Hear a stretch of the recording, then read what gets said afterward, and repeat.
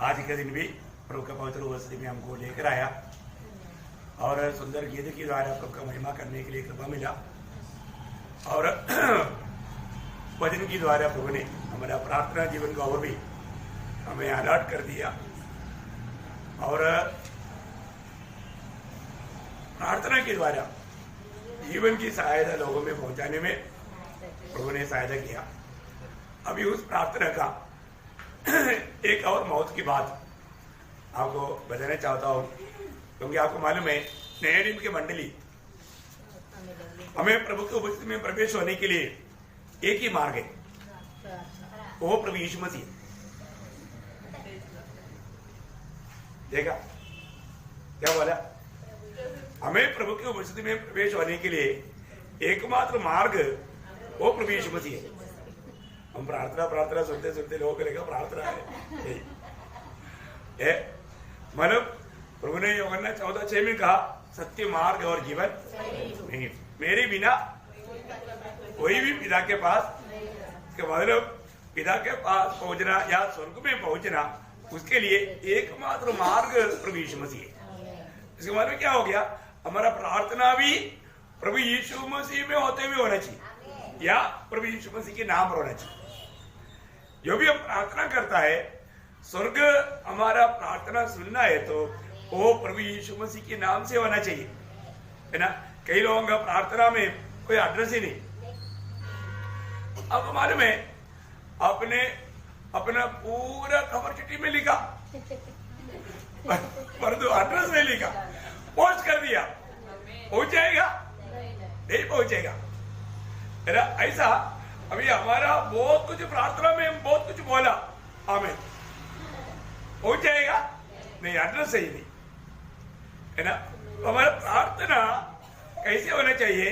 प्रभु यीशु मसीह के नाम से होना चाहिए। और ऐसा प्रार्थना नहीं है तो वो स्वर्ग में पहुंचता नहीं, स्वर्ग उसको स्वीकारता नहीं। 1-2-3 वचन में आपको उसके लिए बताऊंगा। यूहन्ना का सुसमाचार 14 अध्याय का 13 वचन। यूहन्ना का सुसमाचार 14 अध्याय 13 वचन। तुम मेरे नाम से मांगोगे। हाँ, देखा कैसे मांगना? मेरे नाम से, मतलब प्रभु यीशु मसीह के नाम से मांगना है, वो बात प्रभु हमें देगा। वापस पढ़ना उसको। जो कुछ तुम मेरे नाम से मांगोगे वही मैं करूंगा। उसका 15 अध्याय का 16 वचन, उसकी आखिरी बात, जो तुम मेरे नाम से जो कुछ पिता से मांगो वह तुम्हें दे। देखा, मेरे नाम से पिता से मांगेगा वो तुम्हें दे।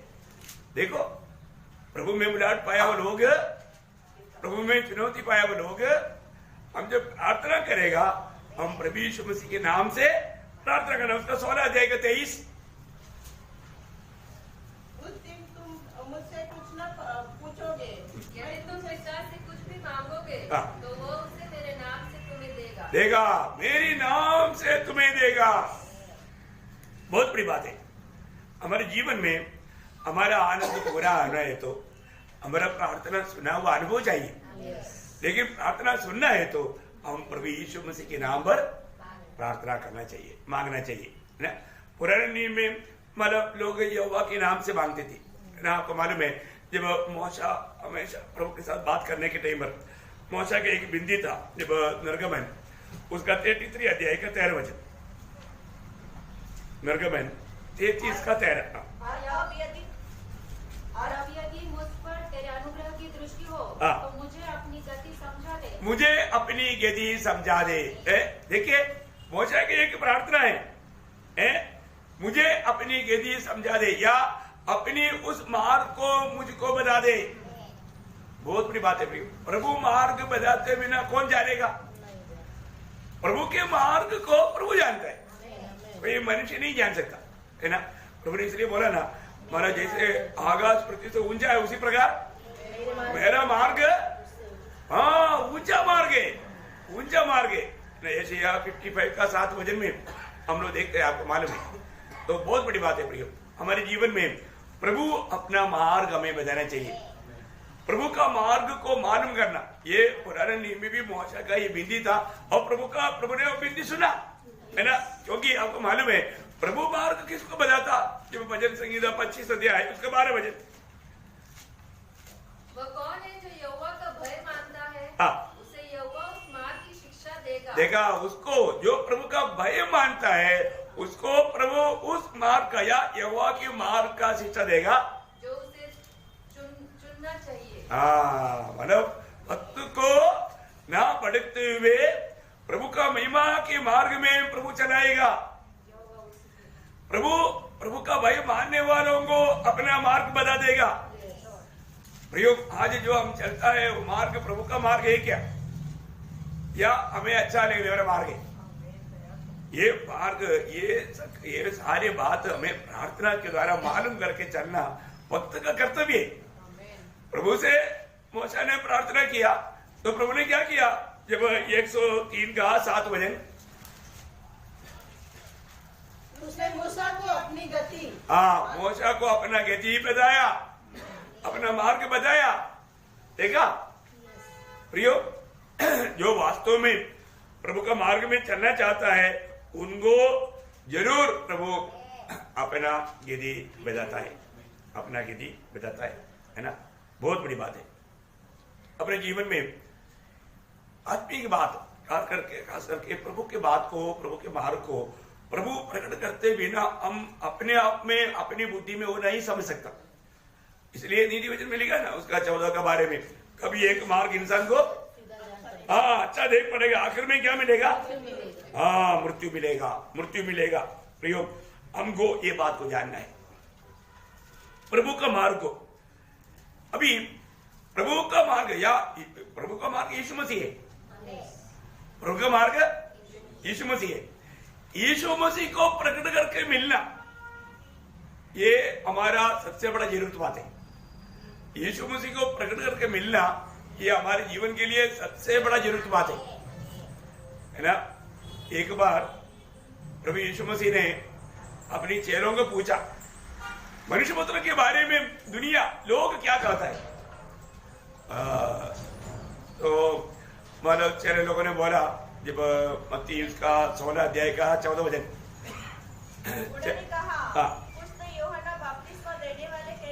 देखिए लोग आपका बारे में कहता है कि वो कुछ दिन पहले जो हेरोदा ने गला काटा था ना, वो यूहन्ना उठकर आ गया। कुछ लोग ऐसे बोलते हैं। और कुछ एलिया, वो बोलता है कि कुछ लोग बोलते हैं कि एलिया को स्वर्ग में उड़ा लिया गया था ना, वो वापस आ गया, ऐसे कुछ लोग बोलते हैं। और कुछ एलिया, हाँ, वो रोने वाला हमेशा रोता था ना, वो आगे बोलते हैं। या भविष्य वक्ताओं में से कोई एक कहते हैं। दोस्तों कोई एक नया भविष्य आया, ऐसा भी कुछ लोग कहता है। ऐसा दुनिया बहुत कुछ कहता है। तब प्रभु ने क्या बोला? नहीं, प्रभु ने क्या पूछा? उसने उनसे कहा, परंतु तुम मुझे क्या कहते हो? देखा, तुम लोग मेरे साथ 3.5 साल रहा और अभी मेरे बारे में तुम लोग क्या कहता है बताओ?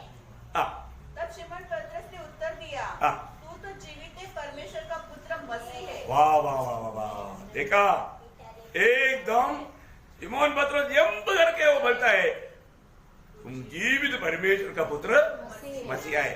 ये ज्ञान मानो पतरस को कहां से मिला? देखा, ये पतरस कुछ मानो प्रभु को उपदेश सुन करके या बड़े बड़े चमत्कार देख करके समझा हुआ बात नहीं, ऐसा बात नहीं। या हमारे यीशु मसीह वहां पर एक साफ एक बात बोलता है, हे शिमोन योना के पुत्र, देखा, हे शिमोन योना के पुत्र, तू धन्य है, क्योंकि मांस और लहू ने नहीं, परंतु मेरे पिता ने जो स्वर्ग में है ये बात तुझ पर प्रकट की है। अभी आपको मालूम है यहाँ पर है ना, प्रभु बोलते हैं, हे शिमोन योना के पुत्र। देखो, ये स्वर्गीय पिता ने तुझे प्रकट किया, अभी भी है ना, तू किसका पुत्र है? योना का पुत्र है। नहीं समझा? क्योंकि तेरे जीवन में ऐसा गुण है योना का जैसा, भाग जाने का। नहीं समझा? तो इसलिए मतलब पतरस योना का पुत्र है क्या? नहीं, पतरस योना का पुत्र नहीं, यूहन्ना का पुत्र है। योना कौन है? भागने वाला, ठीक है ना? देखो, जब पतरस को आंद्रेयस प्रभु यीशु मसीह के पास जब लेकर आया, उस समय में यीशु मसीह ने बराबर बोला, क्या बोला? यूहन्ना का समाचार उसका 1 अध्याय, और ध्यान से सुनने वाली बात है। उसका 42 वजन 42-43।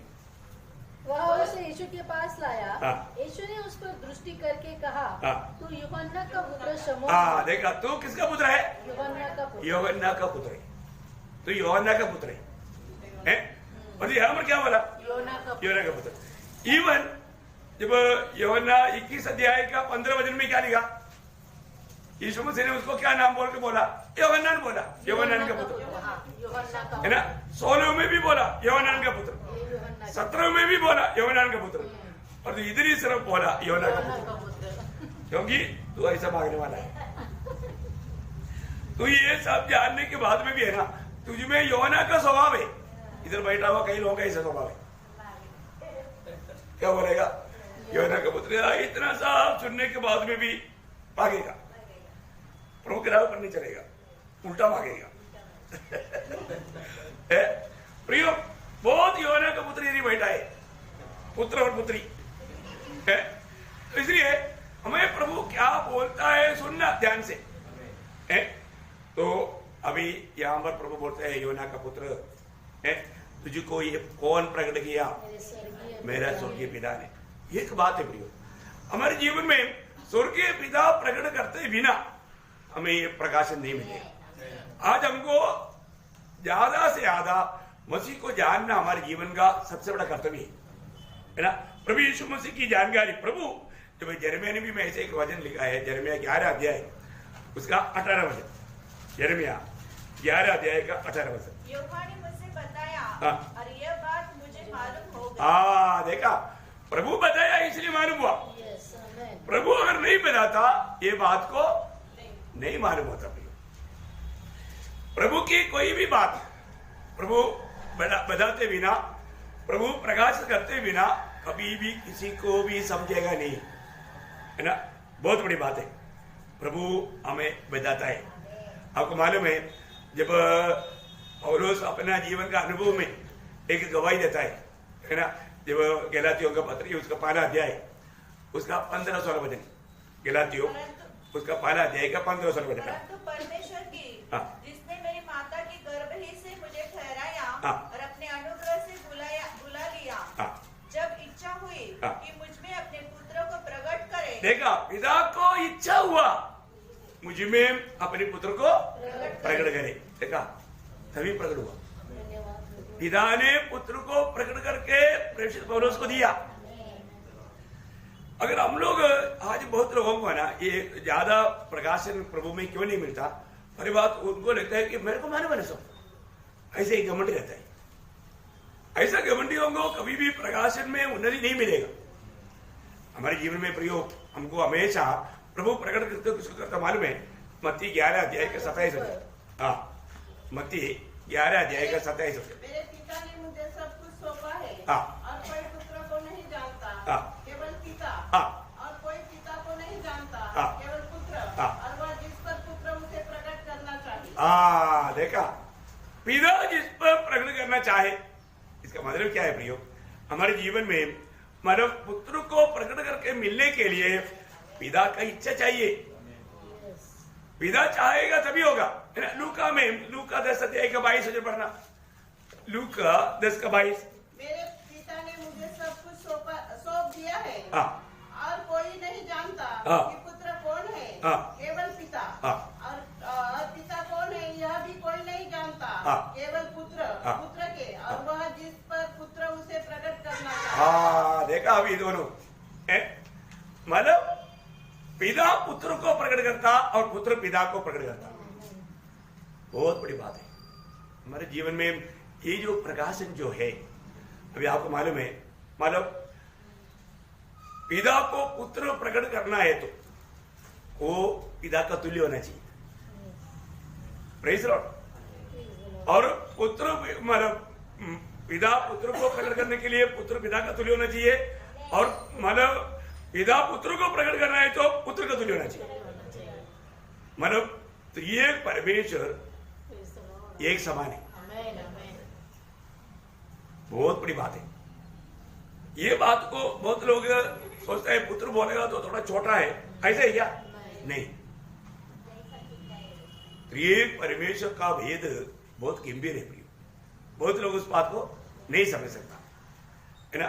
इसलिए वो यूहन्ना 12 अध्याय का 18 वचन में हम देखते हैं कि पिता को किसने कभी नहीं देखा, फिर कौन प्रकट किया? पुत्र ने प्रकट किया। पिता को पुत्र ही प्रकट कर सकता, क्योंकि पिता के समान है, मैं और पिता एक है। और फिलिपियों 2:5 में क्या लिखा? नहीं, उसके 6 वचन। जिसने परमेश्वर के स्वरूप में होकर भी हाँ देखा, परमेश्वर की स्वरूप में या उसका तुल्य होने पर भी, परमेश्वर के तुल्य होने को देखा, तुल्य, पिता का तुल्य पुत्र, थोड़ा भी कम नहीं। देखा, वही प्रकट कर सकता है, थोड़ा भी कम देगा तो प्रकट नहीं कर सकता पूर्ण रूप में। परंतु यीशु मसीह ने पूर्ण रूप में पिता को प्रकट किया, क्योंकि पूर्ण रूप में यीशु मसीह पिता का तुल्य है। क्या गहरा बात है ना, बहुत बड़ा गहरा बात है। इसका मतलब क्या है कि हमारे जीवन में आज हमको मतलब पिता की उपस्थिति में जब प्रार्थना करता है तो हमको अनुमति, परमिशन पुत्र के नाम से, पुत्र के नाम से हमें प्रार्थना करना। तो प्रभु को कोई नहीं जान सकता। अभी आपको मालूम है यीशु मसीह की आगे आगे मार्ग तैयार करने के लिए आया हुआ यूहन्ना बपतिस्मा देने वाला बार बार एक गवाही दिया। क्या गवाही दिया मालूम है? मैं उसको नहीं जानता। देखो, मतलब भेजने वाला उस प्रभु को भी वो नहीं जानता। अब देखिए, जब यूहन्ना उसका पहला अध्याय का 31 वचन का शुरुआत, देखा, मैं उसको पहचानता नहीं था। अभी उसका 33-34, मैं तो उसे पहचानता नहीं था। हाँ देखा, मैं उसको पहचानता नहीं था, बार बार गवाही देता है। फिर भेजने वाले ने एक चिन्ह दिया था, उसके द्वारा समझा। आगे पढ़ना। और मैंने देखा और गवाही दी। 33 से 34। मैं तो उसे पहचानता नहीं था, परंतु जिसने मुझे जल से बपतिस्मा देने को भेजा, उसने मुझसे कहा, जिस पर तू आत्मा को उतरते और ठहरते देखे, वही पवित्र आत्मा से बपतिस्मा देने वाला है। देखा, ये बात देखने के बाद में यूहन्ना ने जाना, इसलिए और मैंने देखा और गवाही दी। देखा, ये बात पिता ने दिया हुआ चिन्ह के अनुसार बपतिस्मा के समय में पवित्र आत्मा कबूतर के नायन तो पुत्र के ऊपर आया, तब यूहन्ना ने गवाही दिया, यही परमेश्वर का पुत्र है। तब तक नहीं जाना। प्रभु ने इतना बड़ा कार्य यहूदी लोगों के बीच में कार्य किया, लेकिन कोई यहूदियों ने जाना नहीं जाना। यूहन्ना के सुसमाचार 9 अध्याय का 29। प्रभु धन्यवाद। हम जानते हैं कि परमेश्वर ने मूसा से बातें की, परंतु इस मनुष्य को नहीं जानते कि कहाँ का। देखा, यीशु मसीह के बारे में यहूदी लोग ठोकर खाया है ना। यीशु मसीह को उन्होंने नहीं पहचाना। इसी कारण जब मन प्रेरितों गांव में पत्रोस अपना संदेश में वो बात कहता है, 3 अध्याय का 17 वचन, प्रेरितों का 3 अध्याय का 17 वचन। अब हे भाइयों, मैं जानता हूँ कि तुमने यह काम अज्ञानतावश किया। देखा, तुम लोग ये काम, मतलब प्रभु यीशु मसीह को जो सूली पर चढ़ाया, ये तुम लोग अज्ञानता से किया। और वैसे ही तुम्हारे अधिकारियों ने भी किया। देखा, मतलब यीशु मसीह को उन्होंने नहीं जाना। वो अगर जानता होता तो नहीं चढ़ाता था, लेकिन उन्होंने नहीं जाना। उसका 13 अध्याय का 27-28 वचन। क्योंकि यरूशलेम के रहने वालों और उनके सरदारों ने न उसे पहचाना और न भविष्यवक्ताओं की बातें समझी जो हर सप्ताह दिन पढ़ी जाती है, इसलिए उसे दोषी ठहराकर उन बातों को पूरा किया। उन्होंने मार डालने के योग्य कोई दोष उसमें न पाया, तो भी पिलातुस से विनती की कि वह मार डाला जाए। देखा, कितना भयंकर बात है प्रियो। उन लोगों ने ये मांग करके प्रभु यीशु को सूली पर चढ़ाया, क्योंकि उन्होंने नहीं जाना है ना। अभी आप देखो, ना जानने से कितना बड़ा अपराध होता है, लेकिन प्रभु भी जानता है ये बात। प्रभु जानता है, इसलिए प्रभु ने उनके लिए प्रार्थना किया। ये तो बड़ी बात है। वहां पर पिता से यीशु मसीह ने सूली पर क्या प्रार्थना किया? लूका उसका 23 अध्याय का 34 वचन। हे पिता, इन्हें क्षमा कर, क्योंकि ये जानते नहीं कि ये क्या कर रहे हैं। देखा, ये लोग नहीं जानता है ये किसके साथ अभी क्या कर रहा है ना। ये लोग नहीं जानता, लोग मुझको नहीं जानता, ये क्या कर रहा है उनको नहीं मालूम है, इसलिए उन्हें क्षमा कर। प्रियो, ये सच बात है ना। आज भी बहुत लोगों को इस बात का सच्चा प्रकाश ना मिलने के कारण लोग अभी भी प्रभु के लोग तक प्रभु के मार्ग पर नहीं। क्यों? क्योंकि वो नहीं जानते। प्रियो, हमें ये जानकारी बहुत बड़ी बात है। ये जानकारी कौन देता? पिता हमें देगा। देखो, प्रेरित पौलुस को पिता ने पुत्र को इस रीति में प्रकट करके दिया। उसकी महिमा को जब जाना, प्रेरित पौलुस बोलता है, अभी मेरे जीवन में प्रभु के खातिर छोड़ने के लिए मैं कुछ भी बाकी नहीं देखता। ये दुनिया की सारी बात मेरे सामने कूड़ा कचरा है। दुनिया की सबसे अच्छा बात इस प्रकाश के सामने सबसे गंदा। वाह वाह वाह, वही तो बात है। ये पिता पुत्र को प्रकाश करके देगा तो, है ना। मैं आपको बताना चाहता हूं, देखो अभी आपके घर में आता है, साधारण होगा, आता है तो सादा ग्लास में, सादा प्लेट में, और थोड़ा वीआईपी आएगा तो अलमारे में कई दिन से रखा हुआ है, उसको निकालेगा अच्छी तरह साफ करके, क्योंकि वीआईपी के लिए। और उससे भी बड़ा होगा तो ये योग्य नहीं तो मान लो दुकान से जलेबी खरीद कर लाएगा, क्योंकि वो उसकी अनुसार आधार करेगा, सम्मान करेगा, है ना। ऐसा है तो मैं आपको बोलूं, यीशु मसीह की उस महिमा को, वो बढ़ोतरी को देगा तो अपन सबसे ठोक जीवन में पूरा ताकत लगा करके जो अच्छा से अच्छा कर सकता है, उसकी नीचे कभी नहीं जाएगा। पर तो अभी तक लोगों को क्या नहीं मिला? प्रभु यीशु मसीह कौन है, उसका प्रकाश नहीं मिला। बात समझ में आया? यीशु मसीह की प्रकाश पाया हुआ लोग, आप लोग ऐसे नहीं बैठेगा, उड़ी मारेगा, आपका जीवन बदलेगा, आपका हर एक काम बदलेगा। प्रभु का प्रति आपका जो दौड़ है वो ऐसा स्पीड में नहीं होगा। फिर कैसा होगा? एकदम नमूना दौड़ रहेगा, है ना। एक बार एक खरगोश को एक कुत्ता पीछे लगा, खरगोश भाग करके बच गया।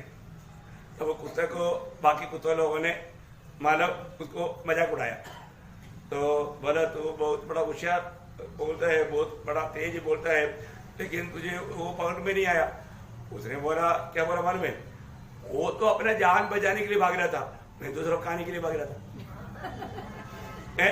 मतलब अब मैं भी जान बचाने के लिए भागता तो मैं उससे भी स्पीड में भागता। नहीं समझा? ऐसा दौड़ का लक्ष्य है। एक अपना प्राण बचाने के लिए भाग रहा है तो पूरा जोर से। आज आप भक्ति करता है तो कैसे भक्ति करता? हाँ, मिल गया तो ठीक है भाई, नहीं तो भी चलेगा। देखा, प्रतिफल मिल गया तो चलेगा, नहीं तो भी चलेगा, ऐसा अवस्था। फिर वो दौड़ में आदर्श रहेगा? नहीं रहेगा। परंतु नहीं, मुझे जीतना है, मुझे वो आमरो इनाम पाना है, मेरा इनाम मैं खोने नहीं दूंगा, मुझे उस इनाम चाहिए। उस लक्ष्य में जब आप दौड़ेगा तो आप पूरा जोर पकड़ेगा। हर एक बातों में, इसलिए अपन हर एक लोगों को प्रोत्साहन करता है और बात में आदर्श बनो, है ना। एक एक छोटी छोटी बातें भी समझाता है, लेकिन सबको समझता ही नहीं। ये समझ बुद्धि खोला नहीं अभी तक। ये सब अरे प्रभु के प्रति जो भी कष्ट सहेगा, नष्ट सहेगा, वही तो हमारे आनंद काल का लाभ है। और तो वो मौका खो देता है। अपन बुद्धिमान है, अपन बुद्धिमान है। अपन क्या करता है? कष्ट नहीं आने देता, दुख नहीं आने देता, अपन को दूसरा मार्ग मालूम। उधर तो पाया ना, उधर तो कहीं नहीं जाएगा। परंतु फिर भी आप देखो, बहुत लोगों का चेहरे में आनंद नहीं, उनको ये नहीं मालूम उधार नष्ट नहीं होगा, लेकिन आनंद नष्ट हो जाएगा। अभी आनंद नष्ट करके दौड़ रहे, आनंद नष्ट करके दौड़ रहे, इसलिए दौड़ धीमा हो रहा है, उलझा ही नहीं। प्रियो, कहीं कुछ बात है, नष्ट होने का खतरा है। अभी हमारा संतान, ये पद भी नष्ट नहीं होगा, प्रतिफल नष्ट हो जाएगा, प्रतिफल नष्ट हो जाएगा। तो प्रियो, हमारे जीवन में हमको आनंदता की दर्शन में ये छोटा सा जीवन का दौड़ बराबर दौड़ना है। जो आलोचना आपको प्रभु देता है, उस आलोचना को ठीक से समझो, उसको सही रीति में जानो। थोड़ा दाम देना पड़ता है ना। हाँ, जहां पर दाम देता है वहां पर विजय रहता है। लोग दाम देने के लिए तैयार नहीं, इसलिए विजयी मसीह जीवन नहीं होता है ना। बहुत लोगों ने इन बातों को बहुत हल्का समझा, इसलिए अपने को जानना चाहिए। मैं आपको बहुत प्रेम से प्रभु में ये जिताना चाहता हूँ, हमारा लक्ष्य हमेशा प्रभु की दौड़ वजन के आधार में करना हर एक का, क्योंकि लड़ाई विधि के अनुसार नहीं है। तो हाँ, दूसरा तिमोथी 2 अध्याय का 5 वचन, हर एक बातों में चाहे उसके लिए कितना भी खोना पड़े, कितना भी नष्ट होना पड़े, है ना। 2 तिमोथी 2 का 5। यदि विधि के अनुसार न लड़े तो मुकुट नहीं पाता। हाँ, मुकुट नहीं पाता। देखिए, प्रभु के वचन पूरा होने के लिए कितना भी दाम चुकाने के लिए हम तैयार होना चाहिए, है। क्योंकि आपको मालूम है, जब यीशु मसीह को पकड़ने के लिए आया हमारे श्रीमान पतरस है, वो क्या कर दिया मालूम है, तुरंत तलवार निकाला और एकदम मारा है। अब आप सोचो, गला काटने के लिए मारा था, कहानी घट गया। अब देखो कैसा है ना, मेरा तलवार भी चलाने नहीं आएगा तो कितना महंगी बात है। तब प्रभु उसको बोलता है ना, जब मत्ती की सुसमाचार उसका 26 अध्याय 26 अध्याय का 52 से 54।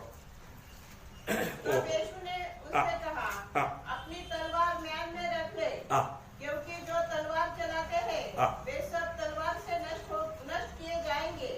क्या तू नहीं जानता? क्या तू नहीं जानता कि मैं अपने पिता से विनती कर सकता हूँ और वह स्वर्गदूतों के 12 पलटन से अधिक मेरे पास अभी उपस्थित कर देगा। परंतु पवित्र शास्त्र में ये बातें कि ऐसा ही होना आवश्यक है। ये तो बात है प्रिय, पवित्र शास्त्र की ये बात पूरा होने के लिए यही मार्ग है। ये मार्ग से भागना नहीं, इस मार्ग से भेजने के लिए हम अपनी तरफ से कुछ काम करना नहीं। आज बहुत पवित्र लोग, पवित्र शास्त्र हमारे बारे में लिखा हुआ उन वचनों को पूरा होने के लिए कुछ ऐसा कुछ अनर्थ बात हमारे जीवन में आ गया तो बाप रे ऐसा होता है, छाती पीटता है, बचो प्रार्थना करो ना, प्रार्थना करो, मेरे लिए प्रार्थना करो। है, देखो प्रभु उनका याव बढ़ा रहा है, ये ट्रेनिंग है, लेकिन वो कष्ट तकलीफ नहीं चाहता। मेरे को बहुत तकलीफ है, उससे भी बड़ा तकलीफ देने के लिए ये ट्रेनिंग दे रहा है। आपको एक आदर्श प्रभु बनाना चाहता है, सच में है। बहुत लोग क्या करते हैं, शॉट मारता, कट मारता, इसलिए वो बढ़ता ही नहीं, उन्हें नहीं पाता। प्रभु का वचन पूरा होने के लिए जरूरी है उस मार्ग को। आपको मैं एक बात बताता हूँ, मसीह जीवन को आसानी में चलते हुए आज बहुत लोग क्या सोचते हैं, उनका जीवन को देखो ना, कुछ समस्या नहीं, हमेशा कुछ प्रॉब्लम नहीं। वो एक्चुअली प्रभु का रूट में नहीं, वो प्रभु का रूट में नहीं, अपनी मार्ग में, अपनी बुद्धि के अनुसार पवित्र आत्मा का अगुवाई ना लेते हुए, है ना। किसी को वचन सुनाने का भी मौका मिलेगा तो वचन ना बोलते हुए, क्योंकि समस्या कब होता, प्रभु को गवाही देगा, गवाही नहीं देगा तो आसाम जी नमस्ते, बहुत अच्छा, गवाही देने वालों को इस इलाका में क्यों आया, हमारे लोगों को पकड़ने के लिए। हाँ, देखा, तुरंत दोनों बाण लेकर आएगा, तलवार लेकर आएगा। आप ऐसे नमस्ते नमस्ते बोल करके जाएगा तो सब लोग बोलेगा बहुत अच्छा आदमी है, क्योंकि उनके अंदर से शैतान शाबाशी दे करके आपको बोलेगा आप प्रभु के बारे में नहीं बोलना, नहीं तो बुरा हो जाएगा। फिर आप अच्छा आदमी नहीं, बहुत बुरा आदमी है। प्रभु के मार्ग में चलने वाला बुरा, दुनिया के मार्ग में चलने वाला अच्छा। तो आज बहुत पवित्र लोग दुनिया के मार्ग में, क्योंकि लोग उनके बारे में अच्छा बोलते हैं, किसी को कभी सुसमाचार नहीं सुनाएगा, एक आत्मा को जीतेगा नहीं, लेकिन बड़ा लंबा लंबा प्रचार मंच में देगा। मंच में दे करके प्रभु का मत बनना, ग्राउंड में जाओ ना, ग्राउंड में लड़ाई के मैदान में जाओ, वहां पर जाकर के प्रभु का संदेश दो, सुसमाचार सुनाओ, आत्मा जीतो। लेकिन मतलब मंच पर आकर के सिर्फ प्रचार करने वाले लोग है ना, मेरे को उनसे बहुत इतना प्रीति नहीं। जो प्रभु ने जिस काम के लिए भेजा था वो काम अगर नहीं करता तो क्योंकि विश्वास योग्य नहीं। अपन कहीं भी अपने मतलब के लिए कुछ ऐसा कार्य करते हुए झूठा तसल्ली नहीं करना प्रियो। हमें सबको जाकर के चेला बनाना है, ये काम सबका है प्रियो, है ना। मंडली में आने के बाद में मंडली में उसको प्रभु में बढ़ाना ये बहुत बड़ी बात है, लेकिन हमारा सबसे बड़ी बात हमें आत्मा जीतना है, हमें सुसमाचार का संदेश सबको देना है ना।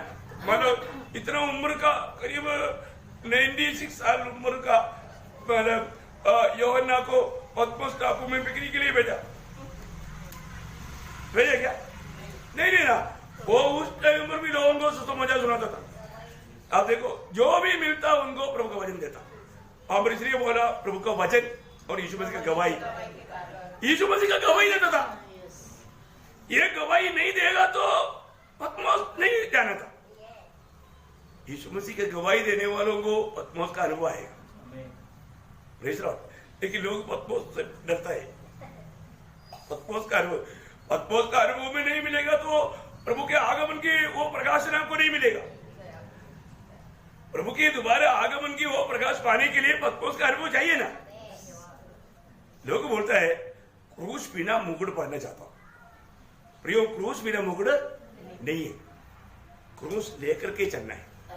इसलिए जब भी अपन जब प्रार्थना भी करता है ना, उस समय में प्रभु ने हमारे दिल में डाला वो वचन को लेकर प्रार्थना करना।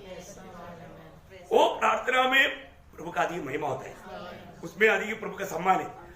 अगर आप है ना मतलब ये जो वचन का गौरव, इवन प्रार्थना का वो गौरव जानने वाला एक सबसे बड़ा अध्याय है 119 वचन संहिता। इसमें मैं कुछ बात आपको इसमें याद दिलाता हूँ, मतलब अपना प्रार्थना में प्रभु का वचन लेकर के कैसा प्रार्थना करना है। मैं बहुत अच्छा भक्त लोग हर प्रार्थना का एक मतलब सेंटेंस में उसमें एक दो प्रभु का वचन भी ले, ऐसा वचन लेकर प्रार्थना करता, और वो प्रार्थना का बहुत बड़ा महत्व है। जब 119 का 25 वचन पढ़ा, मैं धूल में पड़ा हूँ, हाँ, तो अपने वचन के अनुसार, तो अपने वचन के अनुसार मुझको जिला। देखा, वचन के अनुसार प्रभु तेरी वचन के अनुसार मुझको जिला, क्योंकि आपने वायदा दिया है। देखा, वचन को लेकर के प्रभु के वचन के अनुसार अनेक कार्य होने के लिए हमें चाहना चाहिए ना। उसका 28 वचन, मेरा जीव उदासी के मारे गल चला है, हाँ, तो अपने वचन के अनुसार मुझे संभाल। देखा, इस अवस्था में प्रभु ने वचन दिया है, वो वचन के अनुसार मुझको संभालना। देखा, वचन को लेकर के ना। उसका 41, 42 दोनों पढ़ ली। तेरी करुणा, हाँ, तेरा किया हुआ उद्धार, हाँ, तेरे वचन के अनुसार मुझको भी मिले, हाँ, तब मैं अपनी नाम धराई करने वालों को हाँ, कुछ उत्तर दे सकूंगा, हाँ, क्योंकि मेरा भरोसा तेरे वचन पर है। देखा, प्रभु तेरा वचन पर मेरा भरोसा है, इसलिए मैं किसी भी व्यक्ति को वो जो कहता है उसका मैं उत्तर दे पाएगा, क्योंकि प्रभु उनको उस प्रकार ज्ञान से भर देता है। बहुत बड़ी बात है ना। उसका 15 वचन, मैंने तेरे मन से हाँ, तुझे मनाया है, हाँ, इसलिए अपने वचन के अनुसार मुझ पर अनुग्रह कर। देखिए, अगर प्रभु को पूरा दिल से मनाया है तो फिर प्रभु वचन के अनुसार आशीष देगा ना। प्रभु ने जो वायदा दिया, वचन दिया, उसके अनुसार उसको आशीष देगा। अभी इस बात को बोल करके करने के समय में ये क्या बताता है, ये हमें प्रभु में कितना भरोसा है, उसका वचन में कितना विश्वास है, ये बात और भी प्रकट करने वाली बात है ना। उसका 60 भाई, तूने अपने वचन के अनुसार, हाँ, अपने दास के संग भलाई की है। देखा, वचन के अनुसार भलाई किया। प्रभु जो भी करेगा प्रियो, ये वचन के आधार में मैं आपको बताना चाहता हूँ। प्रियो, वचन का महत्व जानो। उसका 74, तेरे डरवई उसे देखकर आनंदित होंगे, क्योंकि मैंने तेरे वचन पर आशा लगाई है। देखा, मैं तेरे वचन पर आशा लगाया, मैं तेरे वचन पर आशा लगाया है तो मेरे जीवन में मुझे कभी भी हार नहीं होगा, मैं विजयी होगा ना। उसका 81, 82, मेरा प्राण तुझसे उद्धार पाने के लिए बेचैन है, मैं तो तेरे वचन की आस लगाए हूँ। मैं तेरे वचन की आस लगाया है, तेरे वचन की प्रतीक्षा करते करते मेरी आंखें धुंधली पड़ गई है। मैं कहता हूँ तू मुझे सब शांति दे, कब शांति देगा। देखा, पर वचन के अनुसार तो कब शांति देगा। देखो, इन वचनों को प्रभु की उपस्थिति में सामने लिखते हुए यहाँ पर दावीद प्रार्थना कर रहे है ना। 107 वचन पढ़ना। मैं अत्यंत दुख में पड़ा हूँ, हे यहोवा, अपने वचन के अनुसार मुझे फिर से दिला। देखा, मतलब प्रभु के वक्त ऐसा दुख में पड़ा रहने नहीं देता प्रियो। प्रभु बचाएगा, वायदा है। 84 को 19 में प्रभु का वायदा है। वो वचन के अनुसार वो मांग रहा है ना। उसका 147 होने से पहले ही उठकर मैं सहायता के लिए तुझसे पुकारता हूँ। मैं तेरे वचनों की आस लगाए हूँ। देखा, मेरा आशा प्रभु तेरे वचन में है, इसलिए तू वचन के अनुसार मुझको कभी निश्चित ना होने दे। उसका 154 मेरा मुकद्दमा लड़ और मुझे छुड़ा ले। अपने वचन के अनुसार मुझको जिला। देखा, वचन के अनुसार ये वक्त में प्रभु मुझे तेरा सहायता चाहिए। प्रियो, इसका मतलब क्या है ना, वचन बोलेगा तो प्रभु है। प्रभु को सामने रखते हुए सारे बातें है ना। उसका 169 और 169 और 170 हे यहोवा, मेरी दुहाई तुझ तक पहुंचे, तो अपने वचन के अनुसार मुझे समझ दे। मेरा गिड़गिड़ाना तुझ तक पहुंचे, तो अपने वचन के अनुसार मुझे छुड़ा ले। देखा, वचन के अनुसार। प्रियो, मैं एक बात आपको बताना चाहता हूँ, प्रभु का वचन का महत्व अभी तक बहुत लोगों ने नहीं जाना। प्रभु के वचन सिखाने के टाइम पर लोग मतलब उतना ध्यान करके सीखता नहीं। प्रभु सबसे अधिक सम्मान करने वाला बात है प्रभु का वचन। आपको मालूम है जब 138 वचन संहिता का दूसरा वचन में, क्योंकि तूने अपने वचन को अपने बड़े नाम से अधिक महत्व दिया है। देखा, प्रभु सबसे अधिक महत्व किसको दिया? वचन को दिया। वचन को दिया। प्रियो, आज आप देखिए मंडली आज कई बार प्रभु का वचन को एकदम छोड़ देता है। नहीं छोड़ना प्रियो। प्रभु ने हर एक वायदा भी हमें वचन के द्वारा दिया। उन वायदाओं को थामे रहते हुए है ना। जब आपको मालूम है प्रकाशित वाक्य में 3 अध्याय का हमारा 8 और 11 वचन, 10 और 11 वचन। मैं तेरे कामों को जानता हूँ। देख, मैंने तेरे सामने एक द्वार खोल रखा है, जिसे कोई बंद नहीं कर सकता। तेरी सामर्थ्य थोड़ी सी तो है, फिर भी तूने मेरे वचन का पालन किया है। देखा, तूने मेरा वचन का पालन किया। तेरा शक्ति थोड़ी सी है तो भी तूने मेरा वचन का पालन किया। देखो, वचन को पालन करने वालों को प्रभु कभी भूल नहीं सकता। उसका 10 वचन, तूने मेरे धीरज के वचन को थामा है। तूने मेरी धीरज की वचन को थामा है, इसलिए मैं भी तुझे परीक्षा के उस समय बचा रखूंगा जो पृथ्वी पर रहने वालों के परखने के लिए सारे संसार पर आने वाला है। देखा, अभी वो समय निकट आ गया। सारे संसार में है ना उस प्रकार का भयंकर वेदनाजनक बात, कष्ट का बात, दिक्कत के बात होने जा रहा है। परंतु प्रभु उन कष्ट में बहकने नहीं देगा। प्रभु ने वायदा दिया, बचाएगा।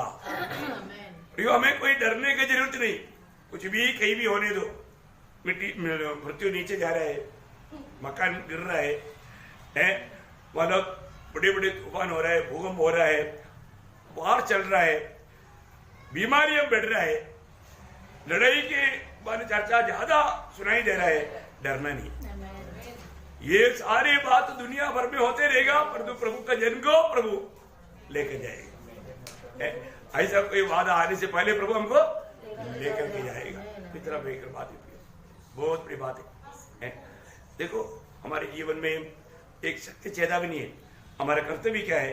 वचन को थामा रहना, है ना। मैं प्रभु का वचन में है कि नहीं, है ना, या मैं वचन भूल तो नहीं गया। हर वक्त में ये वचन हमको सांत्वना के रूप में, एक व्यक्ति के रूप में आकर के बात करता है। इसलिए ये वचन को हमेशा हमारे दिल में रहना चाहिए, हमारे दिल में से जाने नहीं देना। सुना हुआ वचन को बार बार हमें याद करना। मैं आपको बोलता हूँ, प्रभु जो कोलोसियम 3:16 में लिखा है कि मसीह के वचन बहुत आए से तुम्हारे दिल में बसने दो। प्रयोग परंतु क्या हो गया, आपको मालूम है कि जो व्यक्ति वचन को छोड़ देता है वो व्यक्ति प्रभु की दृष्टि में एकदम मतलब बेवकूफ है, मूर्ख है, वो ज्ञानी नहीं, वो ज्ञानी नहीं। वचन में लिखा है यिर्मयाह 8 अध्याय का 9 वचन, यिर्मयाह उसका 8 अध्याय का 9 वचन। बुद्धिमान लज्जित हो गए, हाँ। वे विस्मित हुए और पकड़े गए। हाँ। देखो उन्होंने यहोवा के वचन को निकम्मा जाना है। हाँ। उनमें बुद्धि कहाँ रही? हाँ, उनमें बुद्धि कहाँ रही? उन्होंने प्रभु के वचन को निकम्मा जाना। निकम्मा जाना। ओह, कितना दुखदायक बात है। आज बहुत लोगों का अवस्था ऐसा है। क्या प्रभु का वचन? प्रभु के वचन का कोई महत्व ही नहीं। प्रभु के वचन जब हम सुनाता है, उस वचन का बहुत लोगों में क्या नहीं, विश्वासियों में कई लोग मतलब प्रभु का वचन मानने के लिए तैयार नहीं है। वो लोग प्रभु की दृष्टि में बुद्धिमान है नहीं, बहुत बड़ा धोखा के बात है। वे लोग बुद्धिमान नहीं। आज हम बुद्धिमान है क्या? प्रभु का वचन सुनकर ऐसे करने वाला बुद्धिमान है, जो नहीं करने वाला मूर्ख है, बुद्धिहीन है ना। बुद्धिमान प्रभु ने मतलब पहाड़ी उपदेश बोलने के टाइम पर बोला ना, है ना, 7 अध्याय का 24 से 27 तक वचन में, जो मेरी वाणी सुनकर ऐसे करते हैं वो बुद्धिमान, जो ऐसा नहीं करता निर्बुद्धि। देखा आज हमारा अवस्था का हमरे प्रभु की दृष्टि में हम बुद्धिमान नहीं करके स्वर्ग गवाही देगा क्या है? हमने जो सुना वो वचन आज हमारे दिल में जा रहा है कि नहीं? जो व्यक्ति जल्दी जल्दी भूल जाता है वो और 1-2 बार रिविजन करना, तो क्या होता? ये वचन बहुत बड़ा काम करेगा, है ना। जब मतलब नीति वचन उसका 28 अध्याय का 9 वचन, प्रोवेब्स 28 का 9, जो अपना कान व्यवस्था सुनने से मोड़ लेता है, हाँ। उसकी प्रार्थना घृणित ठहरती है। हाँ, देखा प्रियो, प्रभु का वचन सुनने के समय में उस पर ध्यान नहीं देना तक इस प्रकार का पाप है। आप तो वचन सुनने के टाइम पर मुंह ऐसा मोड़ लिया, ऐसे नहीं, आप वचन की ओर ध्यान नहीं दिया, वचन का कोई गौरव नहीं किया, वचन को तुच्छ किया।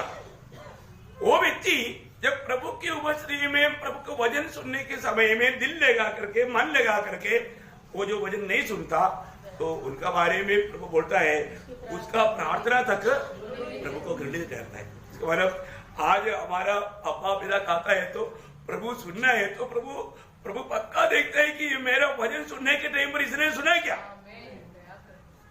मेरा वचन का सम्मान किया है क्या? वचन का सम्मान नहीं किया, वचन की और गौर नहीं दिया, परंतु अपने जरूरतों में प्रभु प्रभु बोलता है। देखा, ऐसे लोगों का प्रभु नहीं सुनता भी, है ना। प्रभु के वचन को अगर हम छोड़ देगा तो आपको मालूम है ना, पहला राजा शाऊल का अनुभव, है ना।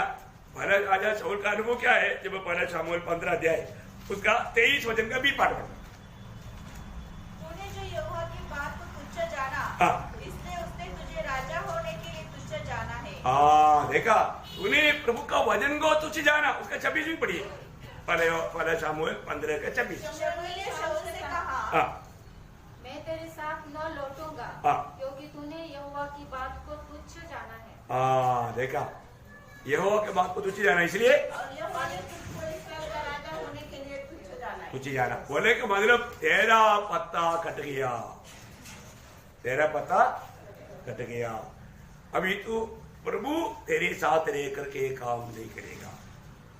देखा, इसका मतलब प्रभु की उपस्थिति हमारे साथ रहना है, प्रभु हमारे साथ चलना है। हमारे अंदर क्या चाहिए? वचन। आप देखो प्रियो, है ना, आज बहुत लोगों का प्रार्थना तक अनसुनी हो जाता, क्यों? क्योंकि ये वचन उनमें नहीं है। मतलब यूहन्ना 15 अध्याय का 7 वचन में भी पढ़ो, क्या बोला? मुझ में बने रहो और हाँ। मेरा वचन तुम में बना रहे, हाँ। तो जो चाहो मांगो, जो चाहो मांगो, और तुम्हारे लिए हो जाएगा। ये लाखों बार सुनाएगा तो भी आदि की नहीं।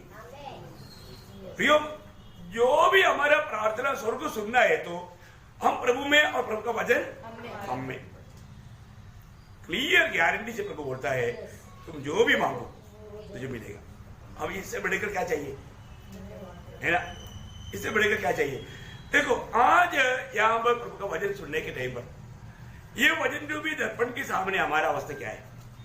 आज कितने लोग दिल से प्रार्थना करेगा, प्रभु मुझे अपनी अवस्था जानने दी, है मेरे जीवन की कमी घटियों को मुझे मालूम हो जाए, मेरे अंदर तुझको प्रसन्न करने के लिए जो बात होना चाहिए इसके अलावा कोई बात ना रह जाए।